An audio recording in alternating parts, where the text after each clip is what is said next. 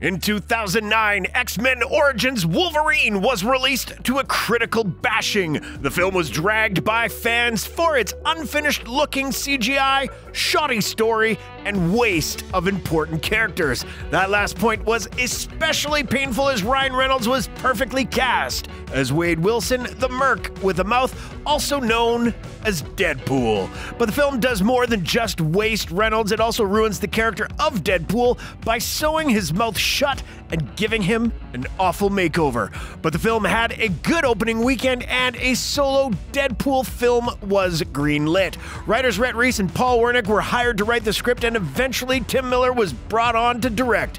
Reynolds, in the meantime, starred in the infamous Green Lantern film, which suffered another critical bashing and was also a commercial flop. This caused Studio Fox to get cold feet on Deadpool, but they did give Miller a small budget to create some proof of concept test footage. However, this footage did not convince Fox to make the film.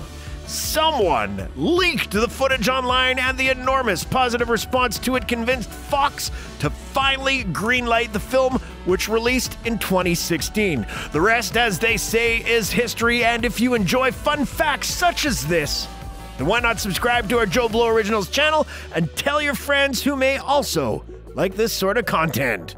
The massive critical and commercial success of the first film guaranteed a quick sequel with a much larger budget. Deadpool 2 was released in 2018 to similar success as the first film. It saw a much larger scope with a bigger cast of comic book characters, but which one gets the chimichanga? The original or its bigger and longer follow-up?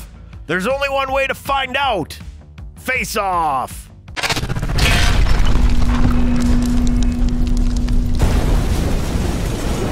Disclaimer: no actual science was used to determine the outcome of Face Off. Your results may vary. Please do not consume Face Off if you are allergic to conjecture, opinion, or general nonsense. Round 1. Action. The first film has a few notable action scenes, including some that take place on a highway bridge, and we feel like we're constantly at that location because of the non-linear way the story is told. From the get-go, the action conveys the comedic tone of Deadpool and also the R-rated gore in all its glory. Deadpool brutally murders mercenary after mercenary after mercenary.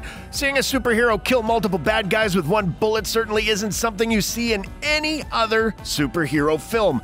Not all the action takes place on the bridge, though. There is the fiery fight with Ajax that feels almost mythological with its fiery setting. There's also the final battle in the scrapyard, and having the battle take place on a massive decommissioned helicarrier really gives the film a larger feeling scope than the actual budget of the film. The sequel, as most sequels do, uses its budget to amp up the stakes even more and gives us more and bigger action. The most memorable action scene has to be the convoy attack, which blows anything from the first film out of the water. It's worth noting that Deadpool was Tim Miller's first feature film as director, as he plied his trade as a visual effects artist beforehand.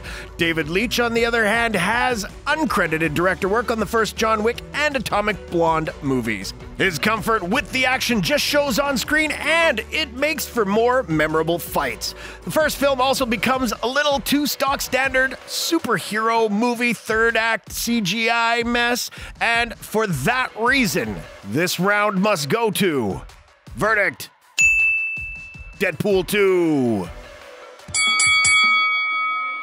Round 2, Villain. In the first Deadpool, the villain is Ajax, whose real name is Francis Freeman, an artificial mutant whose mutation grants him immunity to pain.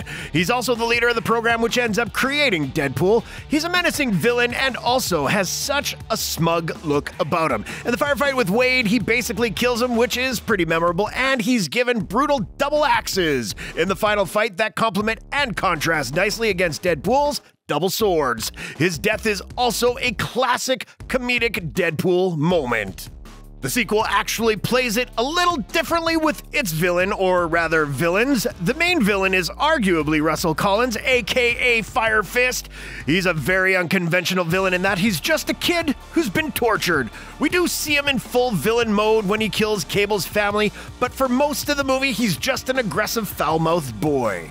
Then there, of course, is Cable, who's not really a villain, but whose goal is to kill Russell as a kid, and that keeps him in the morally gray area. There's also Black Tom Cassidy, the mutant inmate who Deadpool and Fire Fist run into at the prison facility. According to the writers, he was originally intended to be a larger villain and, quote, devil on Fire Fist's shoulder, but his role was pared down when they felt the film had too many villains already. And, of course, there is the Juggernaut, who teams up with Fire Fist and even rips Deadpool completely in half. The sequel doubles down on characters in the antagonist villain role and certainly gets points for having them all be unique, but the first film gets the edge here by having one brutal, punchable villain.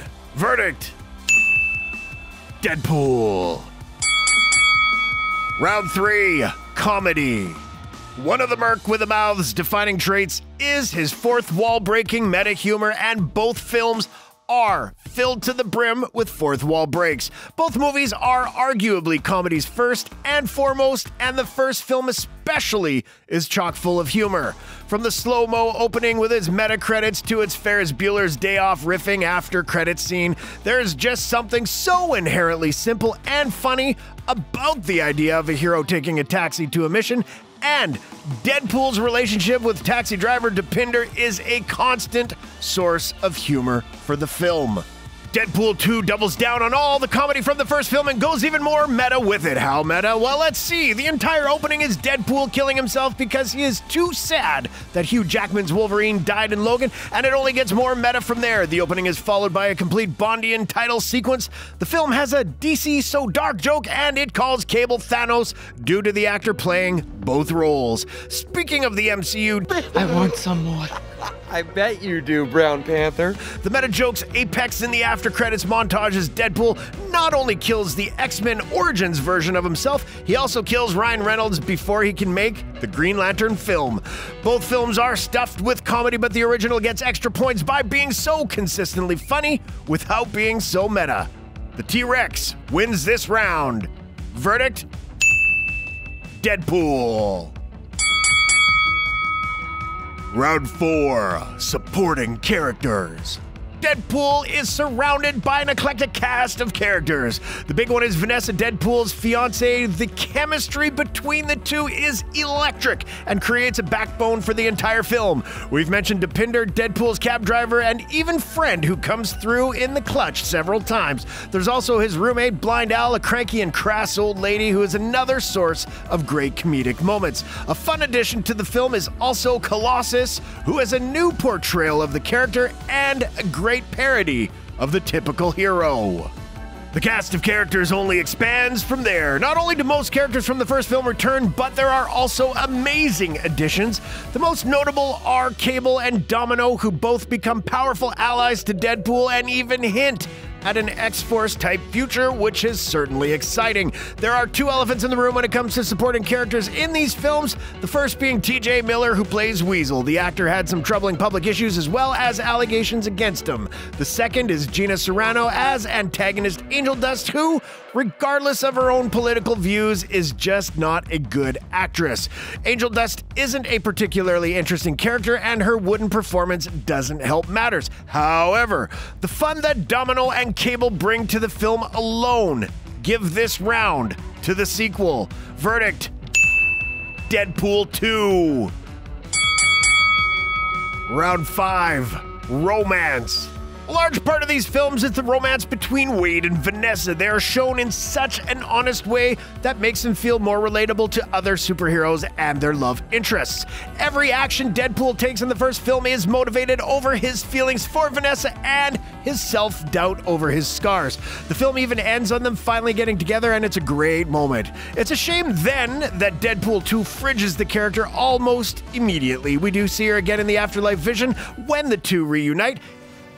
Kiss me like you miss me, Rhett. It's a surprisingly emotional scene for such a comedic film and character, and it also does get a few brownie points back by bringing the character back to life by the end of the film, but the first film easily takes the cake here by keeping their relationship at the heart of the film.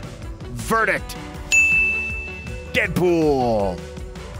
And there you have it. Deadpool 2 does amp up the action and gives us great supporting characters, but the simplicity and surprise of the first film, along with a shockingly honest romance, gives it the edge. But don't let us have the final word. Let us know which film you prefer, the Merc with a Mouth's debut film or his time-traveling follow-up. And as always, thanks for watching.